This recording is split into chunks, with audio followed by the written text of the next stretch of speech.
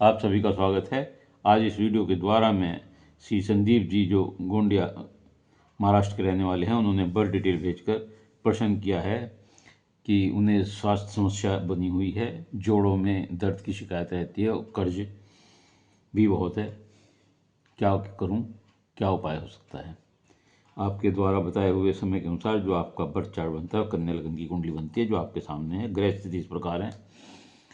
लगन में केतु है, तीसरे भाव में शनि और चंद्रमा है, यहाँ चंद्रमा नीच के हैं, और चौथे भाव में शुक्र है, छठे भाव में सूर्य बुध है, और सातवें भाव में गुरु और राहु हैं, अष्टम भाव में मंगल है।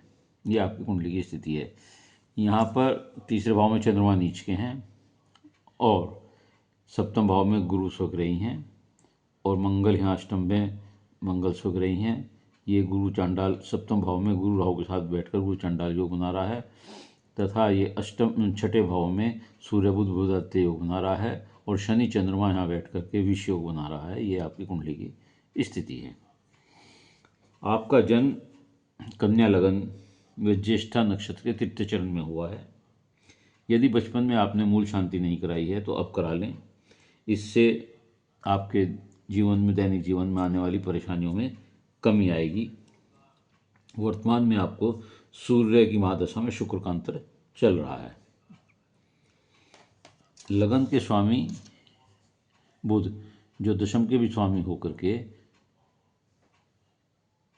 छठे भाव में बैठे हुए हैं, जो रोग रिपु ऋण का घर है, यानी कि आपका लग्नेश और आपके कार्य क्षेत्र, आमदनी का, नौकरी के भाव का स्वामी छठे भाव में बैठा हुआ है, जहाँ से हम कर्ज की स्थिति, रोग की स्थिति और शत्रुओं की स्थिति को देखते हैं।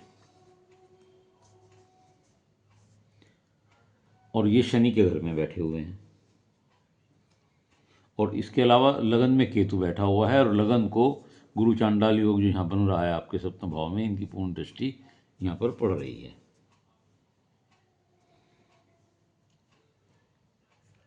किसी भी कुंडली के जातक के स्वास्थ्य को देखने के लिए हमें उसके शरीर, लगन से हम उसका शरीर देखते हैं, शरीर के भाव को देखते हैं कि उसके शरीर के भाव का स्वामी लग्नेश कहाँ बैठा हुआ है, किस ग्रह, और उस लगन में कौन से ग्रह बैठे हुए हैं, तथा लगन पर कौन से ग्रह देख रहे हैं, ये सब चीज़ें, और लग्नेश कहाँ बैठा हुआ है, इन सब का हमें विश्लेषण करना होता है।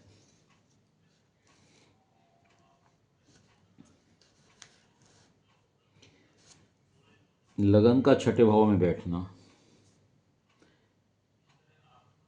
बीमारियों के लिए, शरीर में परेशानी होना, कर्ज की स्थिति होना बताता है, तथा लगन में केतु और राहु की दृष्टि और गुरु चांडाल की दृष्टि, ये आपके हड्डियों की बीमारी, नसों की बीमारी, चोट लगना इत्यादि दर्शाता है। गोचर का शनि भी पिछले 2-2.5 साल से छठे भाव में था,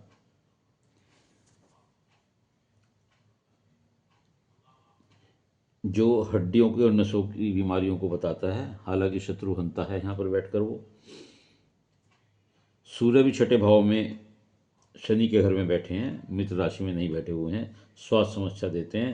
हालांकि सूर्य छठे भाव में सरकार से लाभ देते हैं, यहाँ पर जो है सरकार से लाभ मिलता है, ये अच्छा होता है वैसे, लेकिन शनि के घर में है इसलिए उतना लाभ नहीं देंगे।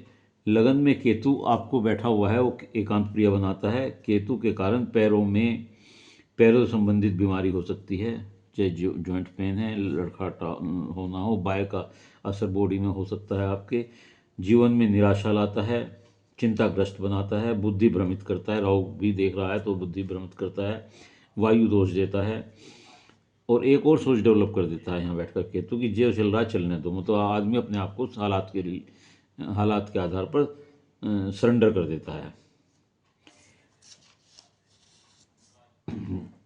इस कारण जो आपने समस्या बताई हैं वे समस्या बन जाती हैं।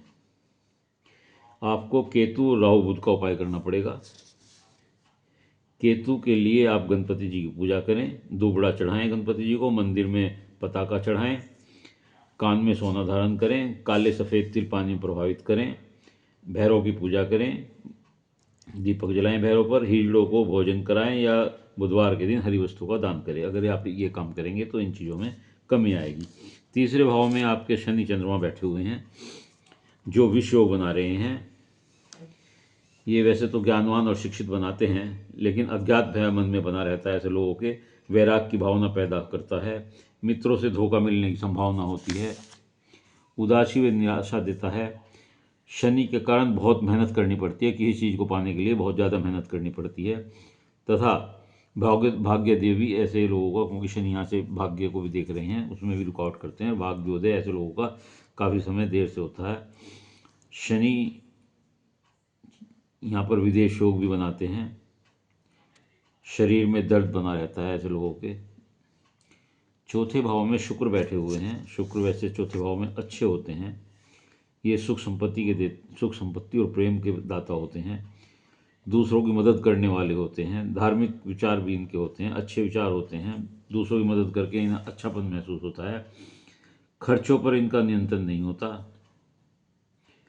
रोमांटिक होते हैं। तो शुक्र यहाँ बैठकर जो आपके खर्चे कराते हैं, ये भी आपकी कर्ज की स्थिति को बढ़ाते हैं। सूर्य बुध आदित्य योग, बुधादित्य योग बना रहे हैं आपके छठे भाव में। यहाँ सूर्य आपको राजनीतिक सफलता दे सकते हैं। राजनीतिक लोगों से संपर्क बना सकते हैं आपका। सरकारी क्षेत्र से आपको लाभ हो सकता है। चुनौतियों का सामना आपको करना पड़ता है बैठ करके। गुरु राहु सातवें में गुरु चांडाल योग बनाते हैं। ये योग बहुत अच्छा नहीं होता, बल्कि खराब योग होता है। विवादों में ऐसे लोग विवादों में रहते हैं, परेशानी होती है। विवाह देर से होता है। गलत विवाह के बाद गलतफहमियां पैदा होती हैं। संबंधों में खराबी आती है तथा आर्थिक स्थिति और मानसिक कष्ट आता है। गुरु का उपाय करें। राहु और गुरु के लिए आप जो हैं ये कर सकते हैं कि आप बड़ के पेड़ की जड़ पर दूध चढ़ा सकते हैं। ऐसे लोग जहाँ राहु और केतु साथ होते हैं सप्तम भाव में, इनकी कथनी और करनी में बहुत अंतर होता है। कहते कुछ हैं, करते कुछ हैं। पत्नी से संबंध खराब हो सकते हैं, संबंध गड़बड़ हो सकते हैं। रिलेशनशिप हो सकती है आपकी इधर उधर। बरगद के पेड़ की पूजा करें, जड़ पे दूध चढ़ावें उनके। गुरुवार को विष्णु जी की पूजा करें। गुरुवार को आप जो हैं उसके पेड़ पर, केले के पेड़ पर दीपक जला सकते हैं। मंगल आपका अष्टम भाव में है, स्वग्रही है। इसके कारण आप मंगली हैं। विवाह में देरी से होती है, ऐसे लोगों का विवाह बाधाएं होती हैं। दुर्घटनाएं देता है मंगल यहाँ बैठकर, लेकिन अचानक धन लाभ भी दे देता है। स्वास्थ्य समस्या देता है। विदेश योग का भी चांस बनवाता है। ये मानसिक चिंता बनी रहती है।